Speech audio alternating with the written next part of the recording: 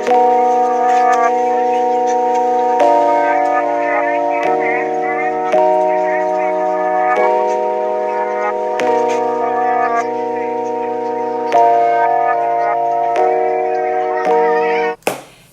everyone, welcome back to my channel. I do hope that everyone has had a safe week. I hope that your friends and your family and everyone has been safe this whole week. I do hope that you all have been practicing hygiene, safe hygiene. I just want to say thank you for tuning in today. Today's video is not like my other videos. It's just gonna be a Q&A.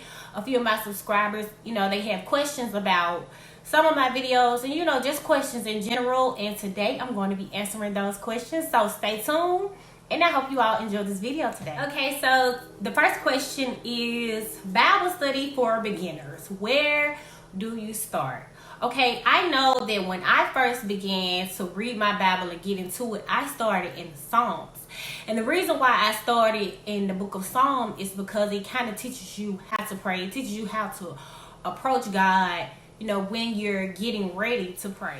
And a little backstory behind the book of Psalms, about half of the book of Psalms was written by King David, and it was written when he was on the run for his life. It was written in a time when he was so distressed, and basically the book of Psalms teaches you how to pray, not only when everything is going your way, but it teaches you how to pray when you're in distress. It teaches you how to pray when your life isn't going the way that you want it to go. And an example from Psalms is Psalms 31, 1 through 3, and it reads, "In thee, O Lord, do I put my trust. Let me never be ashamed. Deliver me in thy righteousness. Bow down thine ear to me. Deliver me speedily. Be thou my strong rock, for a house of defense to save me. For thou art my rock and my fortress. Therefore, for thy name's sake, lead me and guide me." So right there you see how David was so distressed and how he was on the run, and he expresses, how he's feeling about having to flee for his life. But he also comes to God, very graciously, not demanding anything, but just saying, "God, help me for your name's sake. Help me just because your word says that you're going to help me when I'm down and when I'm distressed. You are my rock. You are my fortress. You are my protector." It's things like that in the book of Psalms. You learn how to come to God, as yourself, and you just learn how to basically gain the ear of God. Okay, so question number 2 is, why do we lose faith?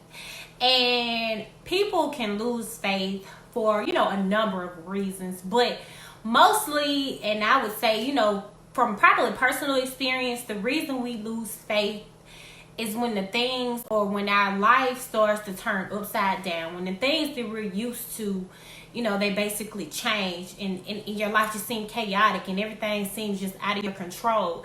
That can cause, your faith to reduce. But the thing to remember in those times is that trouble does not last always. We have to know that God allows us to go through things for a reason. We have to believe that the things that he allows us to go through are not in vain. We have to believe that there is a lesson within the storm. And we have to know that God is so much more interested in, just perfecting our character. Of course, he's going to give us material things because he's our provider. But your life here on earth is temporary, and he's more interested in, you in the afterlife, your being in the afterlife, your spiritual being.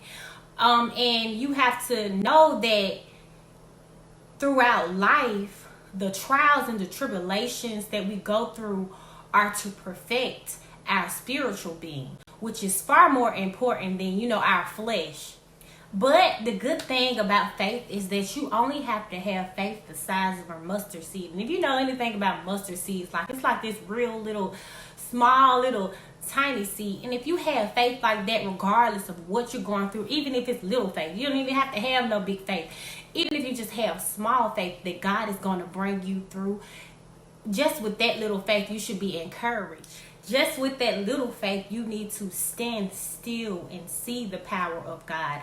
All you have to do is believe just a little bit that he'll bring you through, because he is going to bring you through. Because like I said earlier, trouble does not last always. The next question is, what do we do when in doubt about our faith? Okay, well, sometimes, we get a little spoiled and complacent, and we get used to things, going our way. But when things begin to turn, we start to doubt our faith. We start to question God. And you really shouldn't question God, but you should be like, well, what are you trying to show me? Why are you allowing me to go through these things? It's just a time where you should look within, and it's a time of building your faith. And just because God is allowing you to go through a situation that is uncomfortable does not mean that he's taking his hand off of you. I know personally that when my world began to change and I started to go through things that were uncomfortable, I began to see myself for who, I really was. I began to see my inner demons. So that's really a time to deal with the things within yourself that are not like God. And you really get to see, personally how you feel about God. Like, do I love you only because things are going my way? Am I also going to love you, when things aren't going my way? Is my love conditional for God, or is it unconditional for God? Those are the type of questions that you should ask yourself, when in doubt about your faith, when you're going through something that you're not used to going through. And I kind of compiled a small list. It's not that many of, a few verses that you can refer to in the Bible when you're in doubt about your faith. And they are Mark 11:24, Hebrews 11:1, 2 Corinthians 5:7, James 1:6, Hebrews 11:6, John 11:40, and James 1:3. Those are just parts of the Bible where, saints began to doubt about their faith. And, it's just kind of detouring you back to the right track, pushing you back into trusting God and trusting his way and believing in the process that he's allowing you to go through. And my last and final question is, does trouble last always? And I already, kind of talked about this, but I'm going to go just a tad bit more in depth about it. And you guys have to know that trouble does not last always. 1 Peter 5:10 says that the suffering won't last forever. It won't be long before the generous God who has great plans for us in Christ, eternal and glorious plans they are, I will have you put together and on your feet for good. Like I've said in some of my previous videos, it's so important to remind God of the promises that he's made, within the Bible. And the only way to be able to remind him of those promises is by having knowledge of what's even written inside of the Bible. And in learning and, meditating on those words, you'll learn how to combat so many situations that come your way.